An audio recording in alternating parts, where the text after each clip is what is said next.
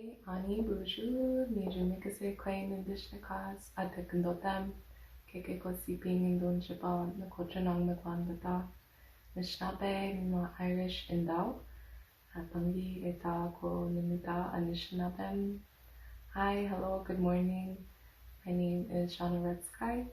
I'm really happy and excited to be here with you to share some virtual time and space, to share a little bit about my process with clay, my relationship with clay, the direction that I'm coming from, and the direction that I'm hopefully going. First and foremost, I want to welcome you here to my little space of creating, what you might call a studio. As many potters know, studios are often not a glamorous thing. They're oftentimes whatever little space you can carve out for yourself to create and make a big mess. And for me, that's here in the corner in our garage. And I'm really fortunate to have this space where there's sunlight and there's running water. And so far I haven't seen a single house centipede in here. Today I wanted to share a little bit more with you about my process, particularly with my story vessels.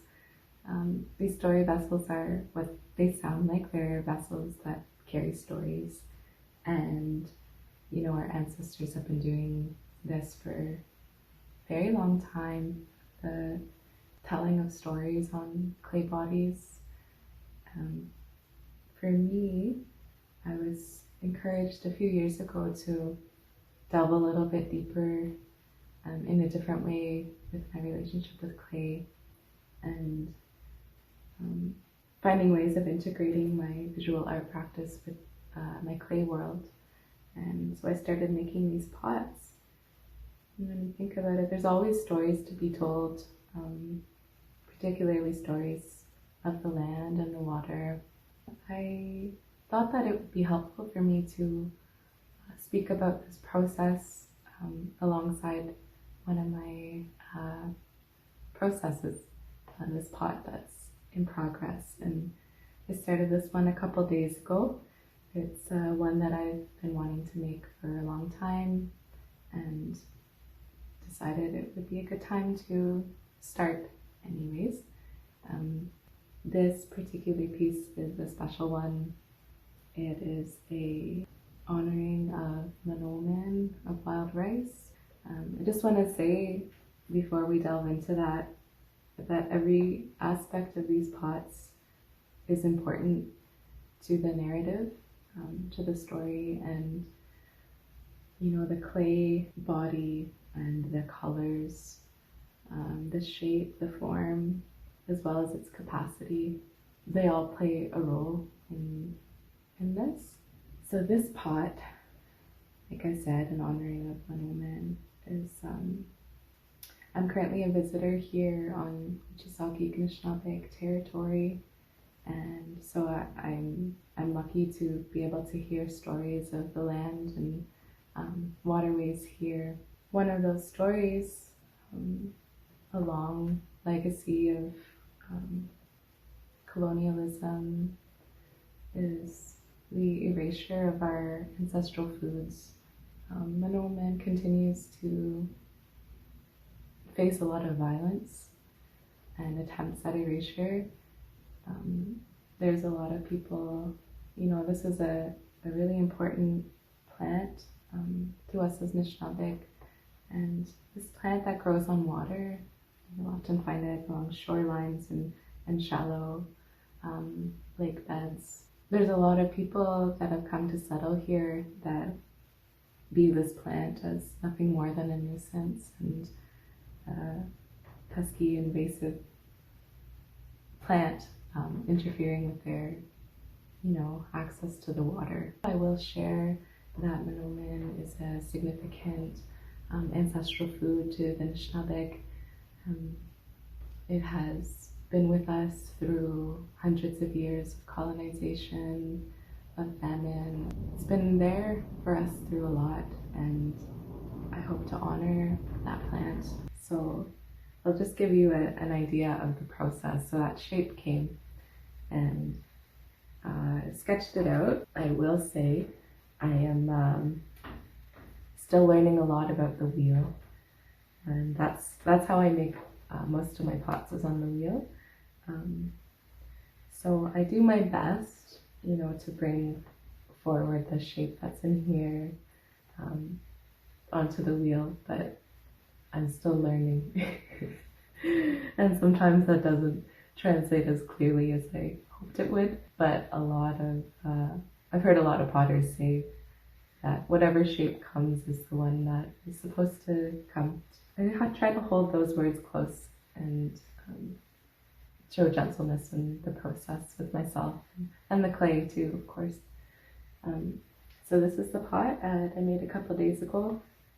It's at about a leather hard state right now. As you can see, it's real cute, a little wiggly, a little lumpy, and I think it's perfect. I think it's gonna hold what I need it to hold. This step of the process I've already done, so allowing it to dry to about a leather hard, and then painting it. And I've painted this one white underglaze, and the clay body is a deep red clay body, and I think they're gonna contrast really well, and also carry that really important narrative that I'm trying to communicate. The next step of the process is transferring images onto the pot. And how I do that is I have my sketchbook, and I have images. I'll just draw a little squiggle or something to just kind of give you a sense of how this thing works. And then the next part is using wax paper, just simple wax paper, to transfer the images. So you take that wax paper and place it on top of your drawing. Just trace it out, a squiggle.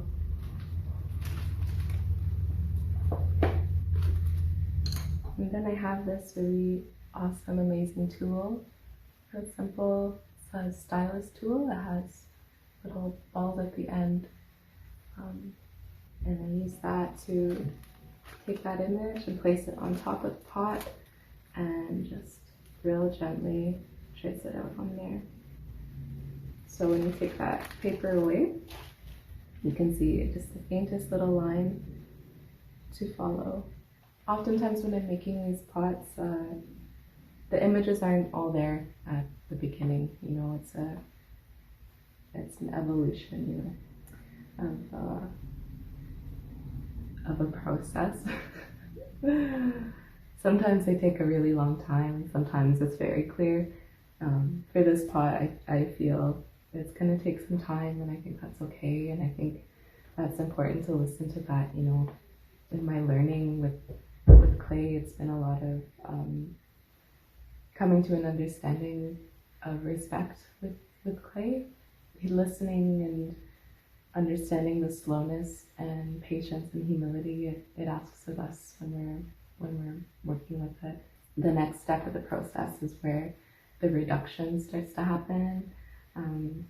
We use tools like this, like simple just trimming kind of tools, and they're ones like these loop tools, which I sometimes use too. But yeah, that's a little glimpse of the process. I do make other forms. I do really love making pottery, like mugs. In particular, I love making mugs. Thank you to all of you who've come to share time and space with me here via cyberspace, giving me the opportunity to share a little bit more about the important aspects of my making process with you. I want to extend my gratitude to all of my teachers and all those that continue to encourage and support me. I want to say thank you to Nibe, to the water, the one that allows us to move the clay and to work safely with the clay. Send my gratitude to Ake, to the land, the earth, and that brings us the clay to work with. And to Shkote, to the fire, the one that helps us to bring the clay into a different form of pottery. Yeah, I hope that you've learned and will take away what you will take away. And yeah, thank you for your time. Bye.